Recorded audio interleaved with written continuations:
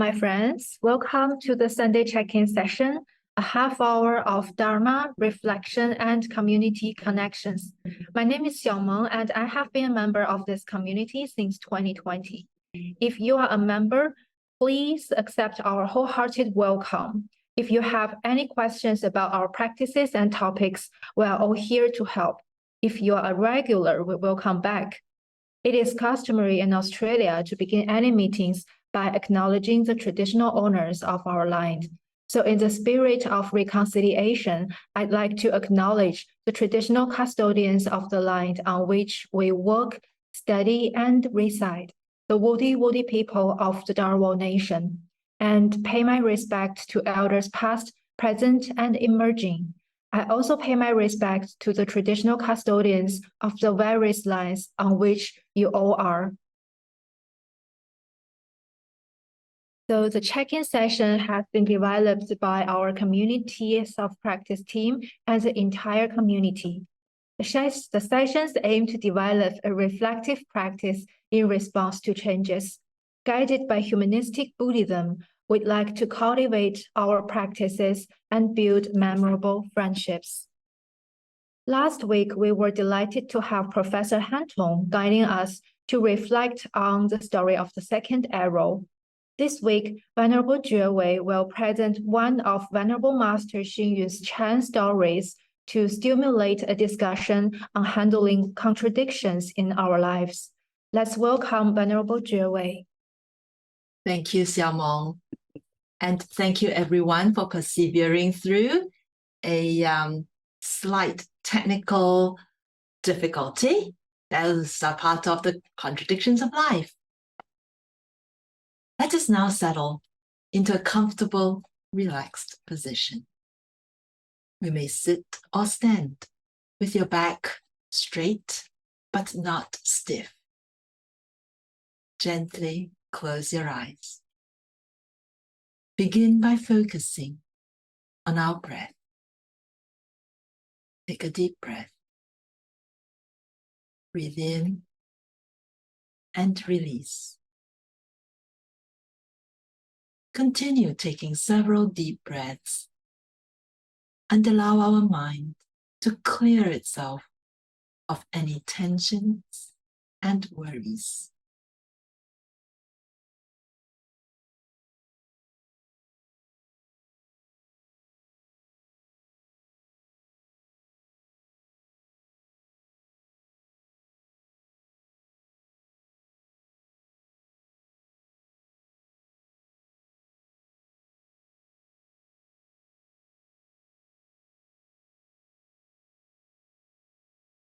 Now breathe naturally and simply observe the sensation of the breath as it enters, nourishes, and leaves our body. Be fully present for each precious breath.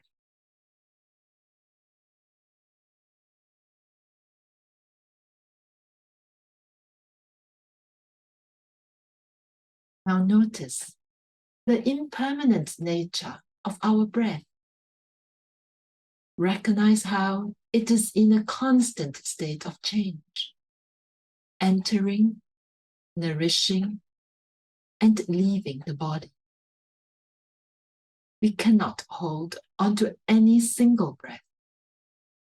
And so it is with everything that we experience.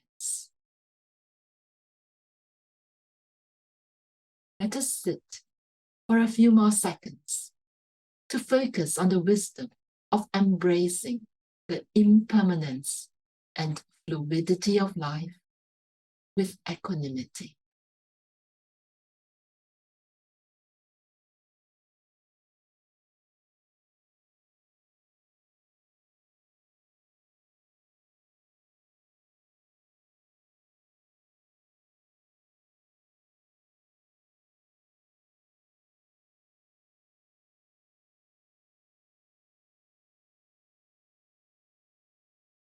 Thank you for the opportunity to practice deepening our wisdom together in a safe space.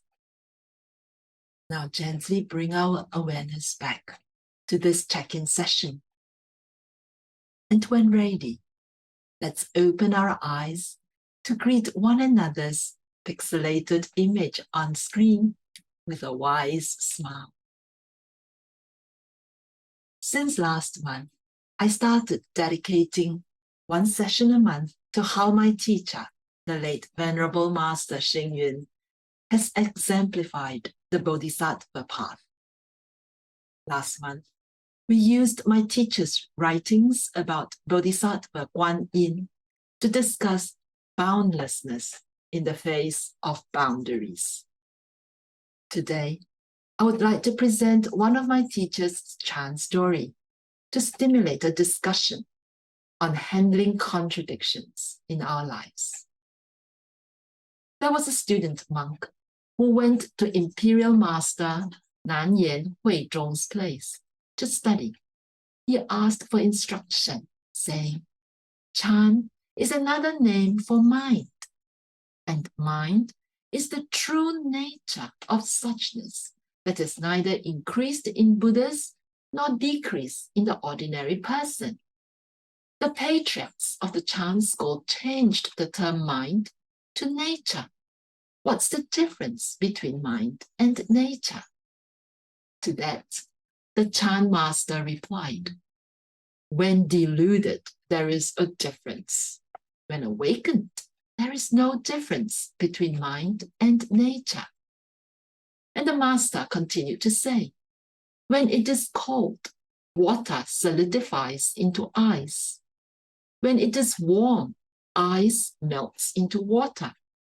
When deluded, nature solidifies into mind. When awakened, mind melts into nature."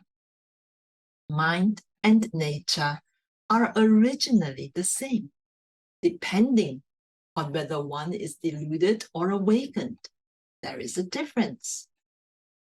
Venerable Master Xing Yun went on to add that although there's a difference between delusion and awakening, there is no difference between them in true nature. For example, gold is gold, yet it can be made into earrings, rings, bracelets, or handcuffs. Although these objects may be different, they're really all gold. This gold, the Venerable Master calls Buddha nature. And hence, although we are different, he tells us all to admit, "I am Buddha." I believe that the Venerable Master can achieve great heights because he's able to accept and deal with the contradictions that are part of our human condition, and still maintain unshakable faith in the Buddha nature. He gave himself selflessly to the betterment of humanity, grounded in deep awareness of who he is and what he represents. How do we find and see this Buddha nature that is in all of us? Mahayana Buddhism teaches us that if we only practice for the benefit of ourselves, we will not find this Buddha nature. Only if we give ourselves completely to the benefit of others will we find our true nature. As you see, paradoxes and contradictions fill our lives. I invite you now to continue the contemplation in breakout discussions. Review a difficult issue you are faced with. How does recognizing the impermanent nature of things help you navigate the apparent contradictions encountered? How can this awareness guide us in our pursuit of wisdom and our Buddha nature? Xiaomeng, what do you think of these questions? Thank you, Venerable, for guiding us in contemplating paradoxes and contradictions. I think we will invite everyone to continue the contemplation in the following breakout room discussions. And now we will be placed in groups of 3 to 4 to share and discuss. In the breakout room discussion, we recommend you spend some time getting to know each other and then discussing the questions on the screen. There will be some Zoom notifications to guide you, but feel free to let the flow of your discussions guide you. Our sessions are guided by metta, which is unconditional love and kindness for all sentient beings. So let's use this breakout room discussion to express and receiving loving kindness to and from one another, and take time to pause, share, and listen. We'll also ask you to share some of your findings with the larger group at the end of the breakout discussion. So now let's go to our breakout rooms for rich and nourishing discussions. See you all back in 15 minutes. Welcome back, everyone. I hope you had a good time in your breakout sessions and that you'll be ready now to put a bit of your wisdom into the chat. I guess that's Lai Qin, who likens impermanence to wind blowing, not knowing where it comes from and where it goes to, and not just observing the flow without clinging and worrying about past and future. Oh, that's so Chan. Thank you. I invite you to continue posting your messages. Please don't stop. In the interest of time, I'll just hand back to Xiaomong to help us check out. And I welcome your discussions during the plenary. Back to you, Xiaomong. Okay, thank you, Venerable Jue Wei. We really hope the check-in session was helpful to you, and we hope you experienced the unconditional love and compassion of this community. But for anyone who might be experiencing a greater need than what today could meet, please don't hesitate to get in touch with us, and you can also reach out to the professional organizations on the screen. And a kind reminder for anyone who might be interested in studying at Nantian Institute, the deadline to apply for the Xingyun Education Foundation Scholarship of the first round of 2024 will be on the 13th October this year. So go for it to reveal your unlimited potential with NTI and enhance the well-being of the world. Next week, Professor Stephen Hill will be taking a free-form session to explore listening with us. Particularly, he will focus on listening across culture difference based on his latest book, In Defense of Our Humanity, the United Nations in Action. Everyone is highly welcome to join this open microphone session. So as we check out today, let's recite the dedication of merits together to send love and compassion to whoever is in need.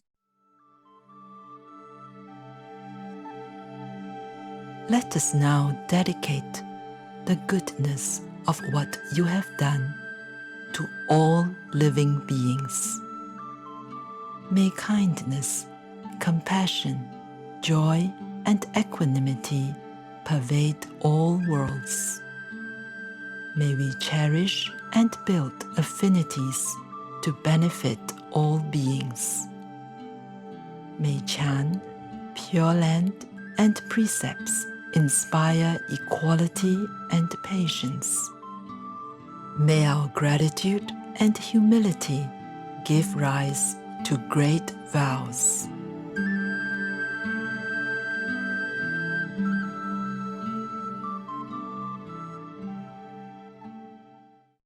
Thank you once again, Venerable Jue Wei, for your time and generous sharing with us today. And thank you, Lai Qin, for being our IT master behind the scenes. And thank you, everyone, for joining us.